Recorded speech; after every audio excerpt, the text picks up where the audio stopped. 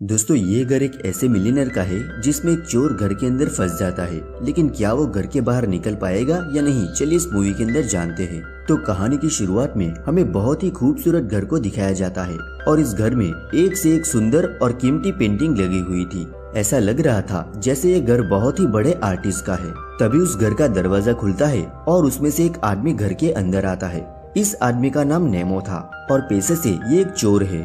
इस चोर को किसी ने हायर किया है और ये इस घर में लगी हुई कीमती पेंटिंग को चुराने आया है और साथ ही यहाँ पर जो शोपीस पड़े है वो भी सब कीमती है। लेकिन नेमो यहाँ पर एक खास तरह की पेंटिंग को चुराने आया है जिसकी कीमत करीब $3 मिलियन है। फिर वो वायरलेस पर किसी से बातें करता है और उसे कहता है कि मुझे वो पेंटिंग यहाँ पर नहीं मिली। तभी उसका साथी कहता है कि तुम दूसरे रूम में जाकर चेक करो और जब नेमो वहाँ पर जाता है तो वहाँ पर भी पेंटिंग नहीं होती। फिर वो दरवाजे पर आकर अपने साथी को एक कोड पूछता है, लेकिन जो कोड उसका साथी कहता है वो कोड काम नहीं करता, बल्कि उसके कारण वहाँ के सभी अलार्म चालू हो जाते हैं और वो अलार्म की आवाज बहुत ही तेज और घबराहट पैदा करने वाली थी। इसीलिए नेमो उसकी आवाज सुनकर घबरा जाता है। फिर वो दरवाजा खोलने की कोशिश करता है और एक शो पीस को उठाकर विंडो के शीशे पर मारता है, लेकिन वहाँ पर लगे हुए जो ग्लासेस थे वो सभी बुलेट प्रूफ थे।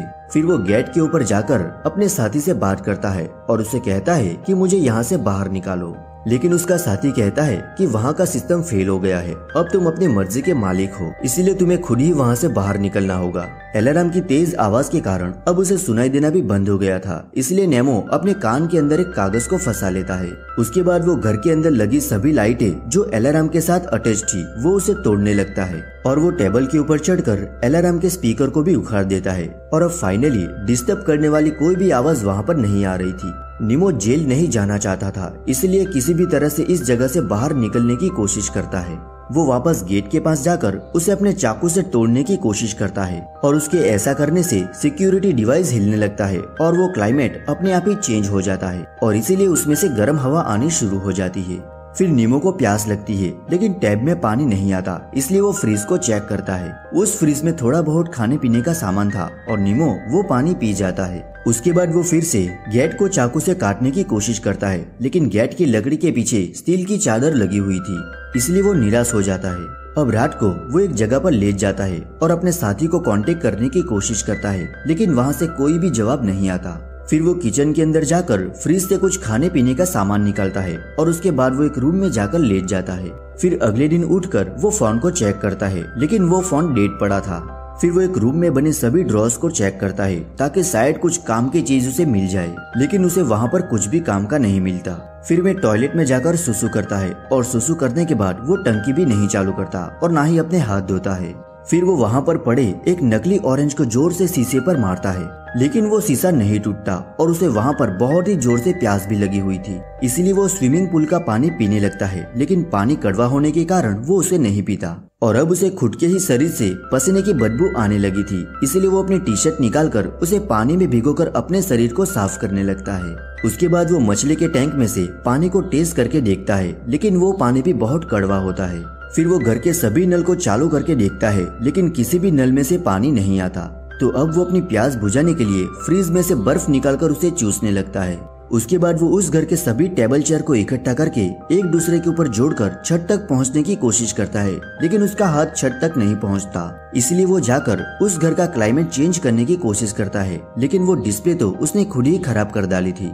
फिर वो किचन में जाकर कुछ खाना ढूंढता है तो उसे वहाँ पर एक फूड कैन मिलता है और जब वो उसे वहाँ पर खोलने की कोशिश करता है तो उसका हाथ भी कट जाता है। अब भूख और प्यास के कारण उसका हाल इतना बुरा हो चुका था कि वो फ्रिज को खोलकर उसकी दीवारें चाटने लगता है। वहाँ पर उसकी प्यास चाहे ना बुझी हो, लेकिन उस गर्मी के कारण थोड़ी बहुत उसे राहत जरूर मिलती है और वहाँ पर गर्मी इतनी ज्यादा थी कि अगर उसका बस चलता तो वो फ्रिज के अंदर घुसकर ही सो जाता। फिर वो एक शो पीस का यूज करके पेंट्री का दरवाजा खोलने की कोशिश करता है, तभी उसे रूम में से पानी की आवाज आती है। तो वो भाग कर जाता है और पौधों में चल रहे शावर से पानी पीने लगता है और ये पानी के शावर टाइम के अकॉर्डिंग ही चलते थे, वो भी कुछ ही देर के लिए। फिर वो अपने शरीर को आराम देने के लिए वहीं पर सो जाता है और कुछ ही देर में वो शावर भी बंद हो जाते हैं। नेमो के इस घर में 2 दिन बीत चुके थे और अब वो घर का और फर्नीचर इकट्ठा कर वहीं पर ले जाकर बांधने लगता है और अब फाइनली उसका हाथ छत तक पहुंच जाता है। वहाँ का रूम का टेम्परेचर और भी गर्म हो रहा था, इसलिए नेमो अपने सारे कपड़े उतार देता है। फिर थोड़ी देर बाद वो सिक्योरिटी फुटेज में देखता है कि उसके घर के बाहर एक स्वीपर काम कर रही थी इसलिए वो जल्दी से कपड़े पहनकर उसे आवाज देने के लिए जाता है, लेकिन भूखा प्यासा होने के कारण उसके मुंह से आवाज ही नहीं निकलती और उस स्वीपर ने भी हेडफोन लगाकर रखे थे। तभी अपने आप ही उस रूम का क्लाइमेट फिर से चेंज हो जाता है और अब गर्म की बजाय ठंडी हवा आने लगती है। इसलिए अब वो जी भरकर उस ठंडी हवा का मजा लेता है। फिर वहाँ रात होती है तो वो सो जाता है। अब उसे यहाँ पर थोड़ा बहुत रहने का तरीका भी आ गया था। उसके बाद वो पानी को इकट्ठा करने के लिए पौधों के पास एक बाउल को रख देता है ताकि जब भी शावर ऑन हो तो पीने के लिए पानी इकट्ठा हो जाए। फिर वो उस पानी को एक बोतल में भर लेता है। फिर हम देखते हैं कि नेमो एक कांच के फ्लावर पॉट को तोड़ता है और उसके अंदर से 2 कांच के बड़े टुकड़े उठाकर कपड़े पर बांधकर एक चश्मा बना लेता है ताकि उसकी आंखों में मिट्टी ना गिरे। फिर वो वापस अपने बनाए हुए टावर के ऊपर चढ़ता है और एक लाइट वाले बॉक्स को तोड़ने की कोशिश करता है। वो सोच रहा था कि शायद उसके अंदर से उसे कोई रास्ता मिलेगा जिससे वो यहाँ से बाहर निकल सके, लेकिन वो थककर वापस नीचे आ जाता है। उसे वहाँ पर फिर से भूख और प्यास लग जाती है, इसलिए वो खुद से बातें करता हुआ अपने लिए कॉफी और पास्ता बनाता है। लेकिन गैस आगे से बंद होने के कारण वहाँ के स्टॉक बर्नर में आग नहीं जलती, इसलिए वो पास्ता को सिर्फ पानी में भिगोकर ही खाने लगता है और ठंडे पानी में ही अपनी कॉफी घोलकर पीता है। क्योंकि भूख के कारण उसके पास और कोई भी ऑप्शन नहीं था, इसलिए उसे ये सब चीजें अच्छी लगती थी। फिर एसी का टेम्परेचर भी अब धीरे धीरे डाउन हो रहा था और उसका खाने पीने का सामान भी खत्म हो रहा था। अब फिर से वो उस टावर के ऊपर चढ़ता है और लाइट वाले बॉक्स को तोड़ने की कोशिश करता है, लेकिन उस बॉक्स को स्क्रू ने अच्छे से टाइट कर रखा था, इसलिए वो हार मानकर नीचे आ जाता है। अब अकेले रहकर उसके दिमाग में भी फर्क पड़ने लगा था और ठंड भी वहाँ पर धीरे धीरे बढ़ती जा रही थी, इसलिए अब वो उस LCD को ठीक करने की कोशिश करता है ताकि टेम्परेचर को कंट्रोल किया जा सके। लेकिन टेक्निकल समझ ना होने के कारण वो उसे ठीक नहीं कर पाता और उसके वायरलेस की बैटरी भी अब डाउन हो चुकी थी। फिर अगले दिन वो फिर से टावर के ऊपर चढ़कर वो लाइट बॉक्स को तोड़ने की कोशिश करता है और वो उसकी बाहरी परत को भी तोड़ देता है, लेकिन अंदर लोहे की पट्टियां लगी थी और उनके ऊपर स्क्रू लगे थे, इसलिए वो हार मानकर नीचे आ जाता है। फिर वो बाहर बैठे कबूतर से बातें करता है और उसे कहता है कि मेरे बेटे के पास जाओ और उसे कहो कि मैं यहाँ पर फंस गया हूँ और मेरे साथी अब तक मुझे लेने भी नहीं आए। लेकिन वो कबूतर भी नीमो की तरह यहाँ पर फंसा हुआ था। नीमो के पास वहाँ पर करने के लिए कुछ था नहीं, इसलिए वो वहाँ पर लगी हुई पेंटिंग को बर्बाद करने लगता है। फिर वो बेडरूम में जाकर अलमारी से एक सूट निकालकर पहन लेता है। तभी उसे वहाँ पर एक झिरी नजर आती है और जब वो उसे खोलकर देखता है तो उसके अंदर एक खुफिया दरवाजा बना हुआ था। फिर वो उस रास्ते के जरिए अंदर जाता है तो वहाँ उसे वही 3 मिलियन वाली पेंटिंग मिल जाती है और उसके बिल्कुल सामने ही एक रूम बना हुआ था और उस रूम के अंदर एक बूढ़े आदमी की लाश पड़ी हुई थी, लेकिन पास जाने पर पता चलता है कि वो तो एक स्टैच्यू था। फिर वो स्टैच्यू को नीचे गिरा देता है और वहाँ पर पड़ी बुक और वो 3 मिलियन वाली पेंटिंग को लेकर बाहर आ जाता है। फिर बाहर आकर वो एक पेंटिंग देखता है और उस पेंटिंग में उसे उसके ही जैसा दिखने वाला एक आदमी दिखाई देता है। फिर वो कबूतर भी बेचारा भूख और प्यास के कारण मर चुका था और नीमो के हालत भी कुछ इसी तरह दिखाई दे रहे थे। उसके बाद वो CCTV में से बाहर बैठी स्वीपर को देखता है और भागकर उसे गेट को जोर जोर से पीटने लगता है ताकि उसे आवाज सुनाई दे, लेकिन उसके चीखने चिल्लाने की आवाज और दरवाजे की आवाज उस लड़की को जरा भी सुनाई नहीं देती।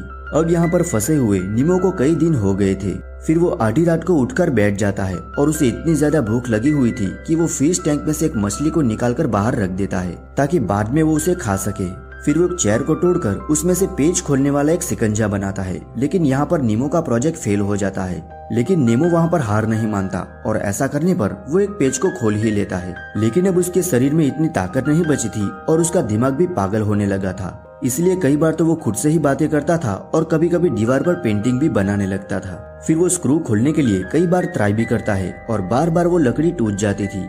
फिर आग ना होने के कारण उसे वो मछली कच्ची ही खानी पड़ती है। नीमो यहाँ पर कैद होकर मरना नहीं चाहता था, इसलिए वो बार बार कोशिश करता है ताकि यहाँ से बाहर निकल सके। अब उसकी पेंटिंग भी बनकर तैयार हो गई थी, लेकिन अब तक नीमो यहाँ पर जीते जी नर्क ही भोग रहा था। अब खाने पीने के लिए कुछ बचा नहीं था, इसलिए नीमो को कुत्तों का खाना ही खाना पड़ता है। उसके बाद वो सामने दीवार पर बनी पेंटिंग में टेप से चिपके हुए आदमी को कहता है कि मैं तुम्हें आजाद करने वाला हूँ क्योंकि मैं तुम्हारा दर्द समझ सकता हूँ। उसके बाद वो वापस ऊपर चढ़ता है और एक पेज को खोल लेता है, लेकिन पाँव फिसलने के कारण वो नीचे गिर जाता है और उसके पाँव में चोट भी लग जाती है। फिर वहाँ थोड़ा और समय बीतता है और घर के बाहर न्यू ईयर की पार्टी चल रही होती है। तभी वो स्वीपर घर के अंदर आती है और नीमो को प्यार करने की कोशिश करती है, लेकिन ये सब नीमो का एक भ्रम था।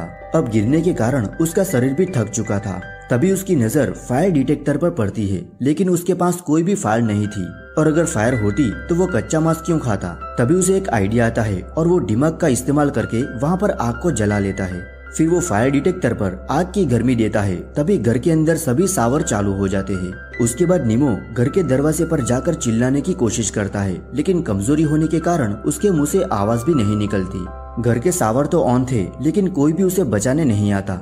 शायद बाहर किसी को पता भी नहीं था कि अंदर क्या क्या हो रहा है। फिर कुछ घंटे के बाद वो पानी बंद हो जाता है और घर के अंदर हर जगह पानी ही पानी इकट्ठा हो जाता है। लेकिन नेमो फिर भी हार नहीं मानता। अब तक उसने एक एक करके कई पेच खोल दिए थे, सिर्फ उसी उम्मीद में कि शायद उसे यहाँ से बाहर निकलने का कोई रास्ता मिल जाए। लेकिन अब उसे महसूस होने लगा था कि वो यहाँ से जिंदा बाहर नहीं जा पाएगा। इसीलिए वो दीवार के ऊपर एक नोट को लिखता है कि मैं आपके घर में थोड़े समय के लिए रहा, मुझे माफ करना, क्योंकि मैंने आपके घर को बर्बाद कर दिया है। लेकिन ये आपके लिए घर होगा, लेकिन मेरे लिए एक पिंजरा था, और अब मैं आपके घर को छोड़कर स्वर्ग जा रहा हूँ। उसके बाद वो फिर से आखिरी बार ऊपर चढ़ने की कोशिश करता है और एक ही बात बार बार दोहराता है कि मैं पहाड़ी से स्वर्ग जा रहा हूँ। और फाइनली वो उस लाइट के शीशे को खोल लेता है और वहाँ से ऊपर चला जाता है, क्योंकि वो एक नेचुरल लाइट थी, यानी कि उसके ऊपर कोई भी लाइट नहीं थी, बल्कि वो दिन के उजाले को ही लाइट को घर के अंदर भेजती थी। और इस बात का नीमो को पहले से ही पता था, इसलिए उसने अपनी हिम्मत नहीं हारी और वो यहाँ से बाहर चला गया।